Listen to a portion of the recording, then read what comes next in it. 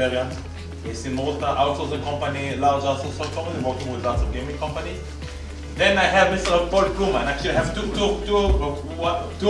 really good clients of my firm here with me on stage, Hyperion and Currency Transfer. Paul Plumman is the COO of CurrencyTransfer.com. They're a startup. They're a UK-based startup, but actually, like lots of startups, the minds are from Israel, from Tel Aviv. A very nice guy called Daniel Abrams is one of the founders, and it's a financial startup working with lots of IT and gaming and multinational companies. Paul is their COO. He's living in London, based in London, and for the first time together on a panel. Thank you so much for joining us. Thank you for inviting me. Great. And Edward, also first time together. So Edward, tell us more about yourself and about your company. Yeah, sure. Working? Yeah, I think.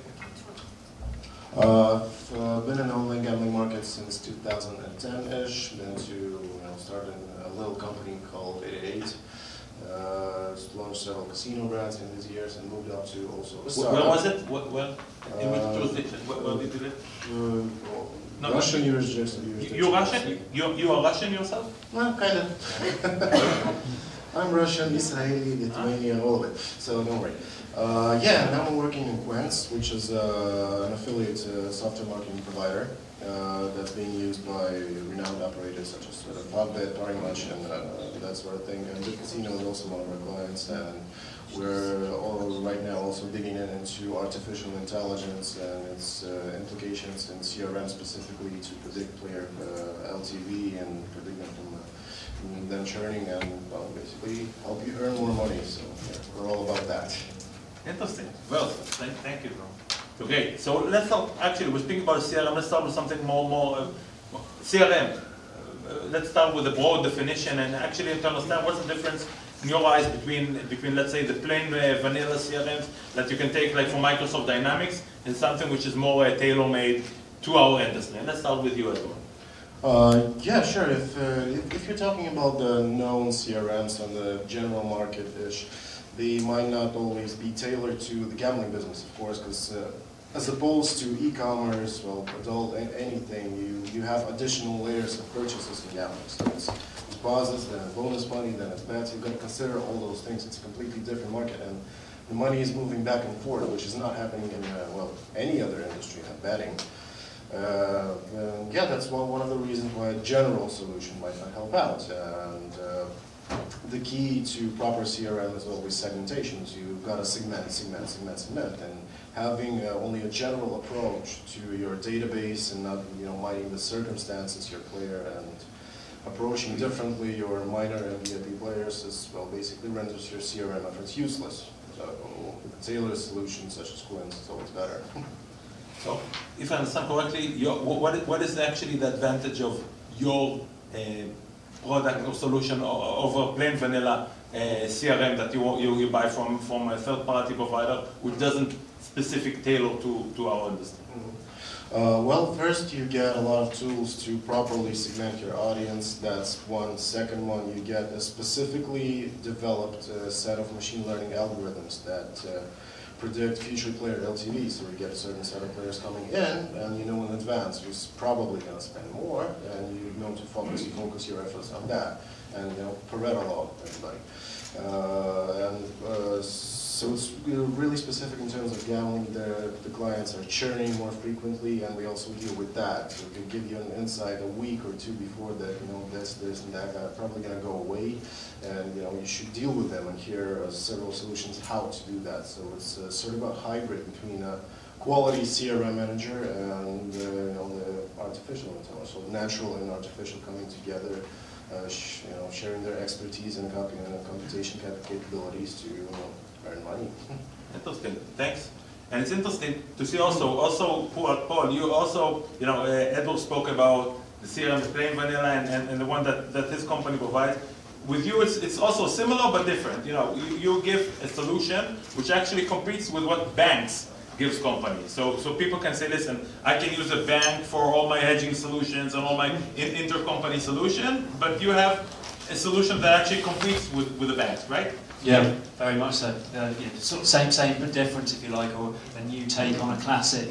The international payments environment is probably very close to many of your operations, and what currencytransfer.com has done very differently is we've built a platform where we're an aggregator of international payment services, and so the entry point, which is our UI, gives access to the payment capabilities of several fully regulated payments institutions globally. You know, we are territory agnostic as much as possible and provide payments capabilities to support client requirements regardless of jurisdiction and regardless of risk profile, which again is well known in this room, I'm sure, the challenges that are involved in higher risk client profiling. But yeah, we have built a platform that provides a very efficient one-to-many approach to all the payment capabilities within the regulated space. How does it work? Let's try to see. So let's say a client or specifically a company has let's say a license in Estonia and then, or let's say Malta, Malta, and have several companies and can have a marketing arm in Sweden, technology in Ukraine with Hyperion, and they want to transfer money, and normally they do it on a daily basis or weekly basis. The CFO, how does it integrate with your system? Yeah, well, as before, we're territory agnostic, so no preferences to any of the jurisdictions. But we get to know our client profile, get to know where you're based, what you're doing, what challenges you are currently experiencing, and then we go to market across the capabilities and the appetite of all of our regulated partners, and we tailor-make a solution that befits the services that you're looking to power within your own operation. All of that, once achieved, is delivered via the single entry point of the currency transfer platform, which passes the mum test. Even my mum can use it without instructions, so simplicity is key. Okay, I see. It's very interesting. Okay, thank you so much, Bob. Thank you. And Margo, you actually come from Hyperion, but actually you're doing the business development and the marketing, and probably I believe that you also on your head as a marketing person, you also use a CRM yourself. So what is your thoughts of the CRM and topics that you would like to? So yes, in every sphere like marketing, sales, gambling, there are you always do sales. And also I would like to answer the previous question as well, because everyone knows how iGaming is developing very fast, it is evolving, and there is, as I told before, there is always a technology that is behind it.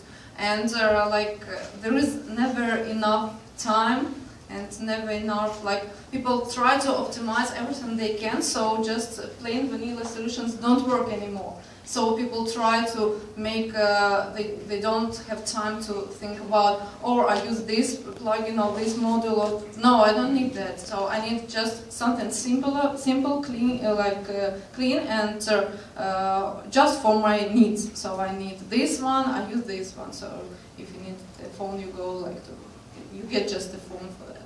So in sales and marketing, you always need CRMs to optimize your processes. I have used lots of CRMs, and they are mostly I tried out many of them, and as I see now, I go to the simplest one with only the functionality that I need. So I do 5 clicks and that's it. So like what? So you've been using Salesforce. What have you been using in the past that you can compare to what you do now with your process? So in Hyperion we tried out many solutions, and now we stopped on Pipedrive because it's... What's the name again? Pipedrive. Pipedrive. So it's the best for our needs, but I'm not here to recommend it because it's just that's what we need for our needs. But for example, in London on ICE we met Fast Track Solutions. They do the CRMs only for gaming, and they showed their product. It's actually amazing. So you have only you have everything you need: marketing, sales, gaming. You have leads. You have people who went to your website. You have everything in one place, and I think that's the future. So then the customers and then the companies and get only what they need in one place. So So let's check if I understand correctly. Also, once a client or an operator or a company chooses whatever service that they want, whatever, also your company Hyperion can also help them to tailor and to implement it also in their system and also to add features, or it's only you can give that services to the plain vanilla large ones.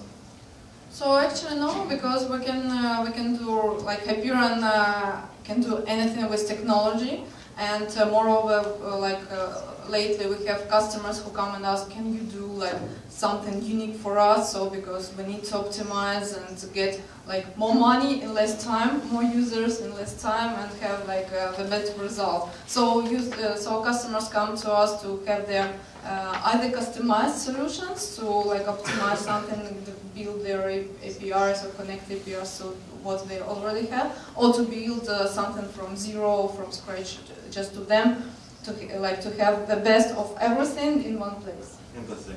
Thank you so much. Paul, you're from the UK, and it's something that everybody knew what's happening 2 months ago. No one knows what would be happening 1 year ago, but I think it touches everybody here, and that's regarding the Brexit. No. In politics. Yeah, you never should speak about politics, but you know, this one, that's part of the business. So I want to hear, your view from currency transfer on it, how it will affect international payments, affect our industry in general, and what do you think about this? Well, first off, it's a complete mess and a complete embarrassment for anyone British, but it is going on, it is unavoidable, and the deadline is Halloween at the end of October. It presents, as it always has done, a huge risk horizon for the currency and, naturally by extension, the UK economy. And what does that actually mean? Ultimately, it depends on the outcome. I do a daily vlog providing a little bit of current affairs and commentary on... Where is it? How can people see your video blog? We put it on LinkedIn, and also for the younger folk out there, it's on Instagram. I'm told that's the future. If it's not on the gram, it never happened, right? But yeah, it's one of those things that the market is also a very key driver on in terms of opinion and current views. Ultimately, if a deal is agreed or if the agreement is passed, the market views that as positive for the UK economy and therefore for the currency. As happened overnight, the cross-party talks in the UK are borderline about to fall through. And as a result, no deal is now coming into the forefront of opinion as the most likely outcome. We saw sterling sell off overnight as a result of that. So it's basically, it's on a knife edge. The market is ignoring anything, in the wider space. The market fundamentals that normally drive currency movements are ignored with the sterling crosses because you've got the Brexit shadow, looming in the background. And so, yeah, it's kind of on a bit of a knife edge, toss of a coin at the moment. Whether it's going to be deal or no deal, who knows? But every day more news comes out as the process develops. But the currency will be affected either to the upside or the downside around that decision point. Maybe it'll just stay. Maybe. Again, there are so many events along the way. Will there be a vote of no confidence in Theresa May? Will we have a new leadership? Will we have a general election? If we do, will we have a second referendum? There are so many big potential events that are still to come out in the wash. And if they do, then the outcome of each of those events is still a massive unknown. So you can see why the market is uncomfortable with taking too bullish a position in the meantime, with that massive risk horizon still looming large. Yeah, and also all the issue of Gibraltar and other, UK connected territories is also very interesting and also sensitive what will happen. And also in the finance, the FCA, lots of FCA regulated entities doing online finance and having very similar employees and methods of way similar to the online gaming. If the FCA, how will it be treated, FCA regulated entities? If it will still be under MiFID or not under MiFID? It's very interesting, but probably in 1 year from now we'll see probably more. And Edward, so you're Russian, Israeli, Lithuanian, like a mixture, which is like nice, like many of the people in Israel. But the product that you actually I know other solutions that some of our clients use. They use NetRefer, they use NetRefer from Malta, they use Tune, has offers from the US, there is Sell Expert, Income Access. I want to understand your product on that scale. Where can you put it on the CRM basis? Well, the product is on par with all the solutions out there, but the thing that matters most, and you gotta understand that business does not actually sell to business, it's still people selling to people. So what we consider first and foremost when we work with our clients and when we talk with the future clients is custom development. So you take into consideration what exactly does the company need at this point. If you're talking about income access and NetRefer, sometimes companies struggle with basic things as post specs that are really needed on the market, and we strive to put it forward to actually open up new traffic channels for the customers. If you go into the CRM part, that's a completely different solution that we're offering in terms of the artificial intelligence. Like different companies have different settings, different departments, and different weak points where they can be shattered. And what we do offer is like a specific tailored solution for that problem. So they might not have problem of people going away, but they might be missing some conversions on the initial steps. So what we do is to tune the algorithm specifically for that task. So all the companies that you mentioned, their biggest advantage and disadvantage is them being big.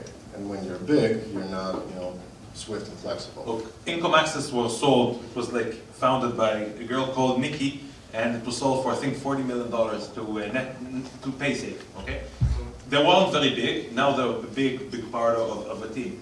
Sell Expert is quite small. I think there's 6 people sitting in a flat of Tel Aviv. Tune is very big. So I agree with you at the end of the day that probably the larger companies are less customable or less agile. And so that's part of what actually your company gives as a part of agility that clients or operators can receive. Which is nice. Nice. And actually that's also part of what I think currency transfer also like you have 30 employees as far as I saw? Yeah, less than that actually, but yeah, we still try and remain nimble whilst scaling at the same time. Yeah, so it's nice because when I actually saw some of the clients that come to are actually seeing on the platform and see and choose, but also you allow them offline to speak with the guys, with Nico and with Daniel and with you, and actually tailor it. So it's not like, it's exactly like Edward said, the difference between like Tune, which is like an $80 million company, that you do everything online, which again, they have also the benefits. And that's the difference between the bank and what you actually offer to the client, the more agility. Yeah, 100%. I mean, the number of clients that come to us because they're just simply not getting the service or support from their incumbent, either bank or FX provider, is a very common theme. And that tailor-made, personalised service is the support element that we strive to deliver every one of our clients. If we don't fully understand the client and the pain points that they've had previously, we can't format an appropriate solution for them. So taking the time to fully understand their specific requirements, and again, obviously that's very different between different industry niches, but once we've understood that, then we can create the necessary bespoke solution, and then provide ongoing support. Exactly. Great. I think we're reaching a conclusion here. I would like to again ask each one of you a focus of what will happen in this. We're speaking about regulation. I wonder how regulation can touch each one of us if it will continue to be all your partners are regulated. You're working actually with other companies, your banks. You're working also with regulated entities, but you're not regulated. Margo is actually, again, a company is Hyperion. You're not regulated in one sense, even though you're supplying employees, but you're working with many companies who are regulated. So do you feel actually, in what sense do you feel the regulation on you, like GDPR? What Margo? What about you?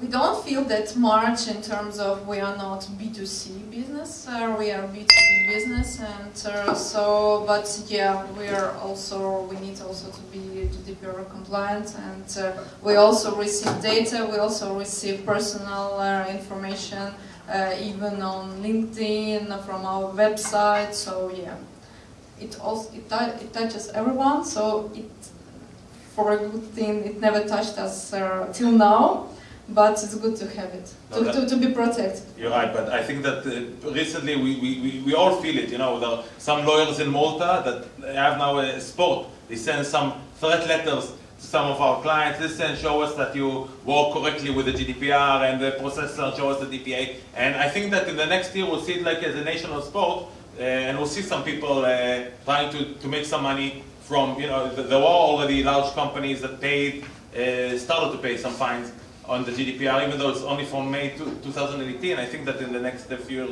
we'll see it more and more. Hopefully not any of us here in the hall will be affected in a negative thing. Thanks, Margo.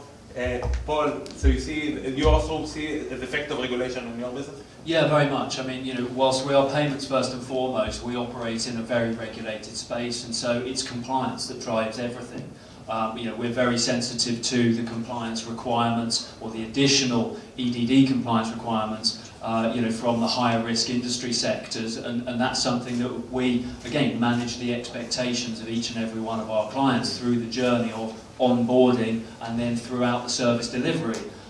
You know, the risk profiling of each individual client manifests itself in a very different user experience on an ongoing basis, whether it is you know, supporting documents required on a transactional basis, or whether it's just you know, further due diligence to get yourself to the position of making seamless payments.